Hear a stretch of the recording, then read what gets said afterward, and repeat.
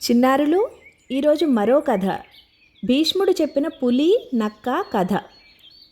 అంపశయ్య మీద ఉన్న భీష్ముడు వద్దకు వెళ్ళిన ధర్మరాజు, తాత, లోకంలో కొందరు లోపల దుర్మార్గంగా ఉంటూ పైకి సౌమ్యంగా కనిపిస్తుంటారు, ఇంకొందరు లోపల సౌమ్యంగా ఉంటూ పైకి దుర్మార్గంగా కనిపిస్తుంటారు. అలాంటి వాళ్ళని గుర్తించడం ఎలా అని అడుగుతాడు.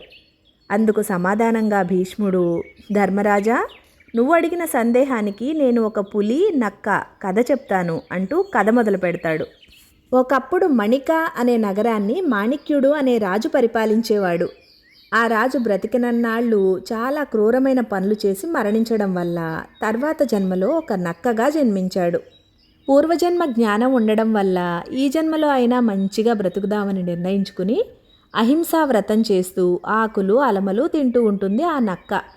అది చూసి అడవిలోని మిగిలిన నక్కలు, ఇదేమి వ్రతం, మనం నక్కలం, ఆకులు అలమలు మనం తినడమేంటి, నువ్వు నక్కల్లోనే తప్ప పుట్టావు, నీకు వేటాడడం ఇష్టం లేకపోతే చెప్పు, మేము వేటాడిన దాంట్లోనే కొంత మాంసం నీకు తెచ్చిస్తాం, అంతేగాని ఈ అహింసా వ్రతమేంటి, ఈ ఆకులు అలమలు తినడమేంటి అని అంటాయి.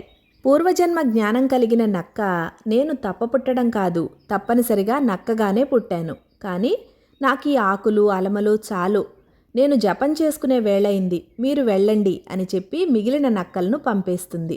నక్క అహింసావ్రతం చేస్తున్న సంగతి ఆ అడవికి నాయకుడైన పులికి తెలిసింది. పులి ఒకరోజు స్వయంగా నక్క గుహ దగ్గరకు వచ్చి, అయ్యా, నువ్వు చాలా ఉత్తముడువని తెలిసింది, నువ్వు నాతో వచ్చేయి, నీకు తెలిసిన మంచి విషయాలు నాకు చెబుతూ ఉండు, నన్ను మంచి దారిలో నడిపించు అని వినయంగా ప్రాధేయపడుతుంది. అది విని నక్క, ఓ రాజా, చూడబోతే నువ్వు చాలా గుణవంతుల్లా ఉన్నావు, అయినా సరే నేను నిన్ను ఆశ్రయించలేను, ఎందుకంటే ఇలాంటి ఐహిక సుఖాల పట్ల నాకు మమకారం లేదు, నీతో నేను రాలేను అని బదులిస్తుంది. నువ్వు నాతో రాకపోయినా నాతో సఖ్యంగా ఉంటూ నాకు మంచి చెడు చెబుతూ ఉండు అని కోరింది పులి. నువ్వు నేను స్నేహంగా ఉంటే నీ తోటి వాళ్ళు అసూయపడతారు, మనిద్దరికీ విరోధం కల్పించడానికి ప్రయత్నిస్తారు, దానివల్ల కీడు తప్పదు, అందువల్ల నా మానాన నన్ను వదిలిపెట్టు అని బదులిస్తుంది నక్క. లేదు లేదు మహాత్మా, నీ మీద ఎవరేం చెప్పినా నేను వినను, అలా అని నీకు మాటిస్తున్నాను, సరేనా అంటుంది పులి. నక్క సరేనని ఆనాటి నుంచి పులితో సఖ్యంగా ఉండసాగింది. పులి నక్కను తన మంత్రిగా నియమించింది. అలా నక్క మంత్రిగా రావడం మిగిలిన పరివారానికి నచ్చలేదు. నక్క ఉండడం వల్ల తమకు విలువ లేకుండా పోతుందని, ఎలా అయినా సరే ఈ నక్కపేడ విరగడ చేయాలని ఒక కుట్ర పన్నుతాయి. ఒకరోజు పులి గుహలోకి వెళ్ళి తను దాచిపెట్టుకున్న మాంసాన్ని దొంగిలించి నక్క ఉన్న గుహలో దాచిపెట్టాయి. గుహలో మాంసం లేకపోయేసరికి పులి తన పరివారాన్ని పిలిచి వెతకమని 4 దిక్కులా పంపుతుంది. వెతకడానికి తను కూడా స్వయంగా వెళ్తుంది. నక్క గుహ దగ్గరికి రాగానే మాంసం వాసన పులి ముక్కు పుటాల్ని తాకింది.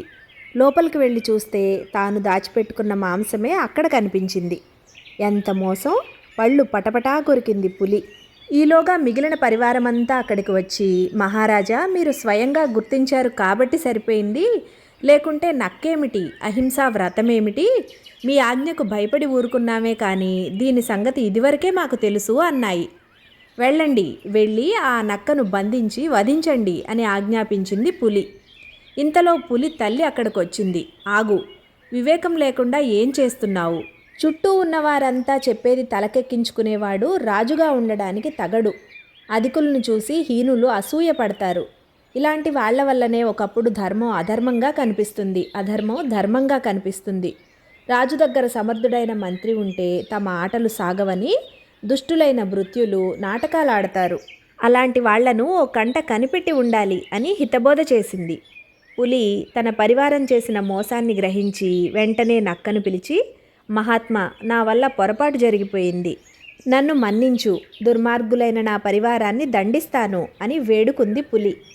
తెలిసి కానీ తెలియక కానీ ఒకసారి అనుమానించడం మొదలుపెట్టాక తిరిగి కలుపుకోవాలనుకోవడం అవివేకం. ఒకవేళ నువ్వు నాతో సఖ్యంగా ఉండాలనుకున్నా ఇక నాకిక్కడ ఉండడం ఇష్టం లేదు అంటూ పులి దగ్గర సెలవు తీసుకుని వెళ్ళిపోయింది నక్క.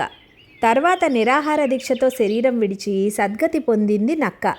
రాజు అనేవాడు ఎప్పుడూ చెప్పుడు మాటలకు లోబడకుండా మంచి చెడులను గుర్తెరిగి మంచివారెవరో చెడ్డవారెవరో తెలుసుకుని మసలుకోవాలి అని ధర్మరాజుకు బోధించాడు భీష్ముడు.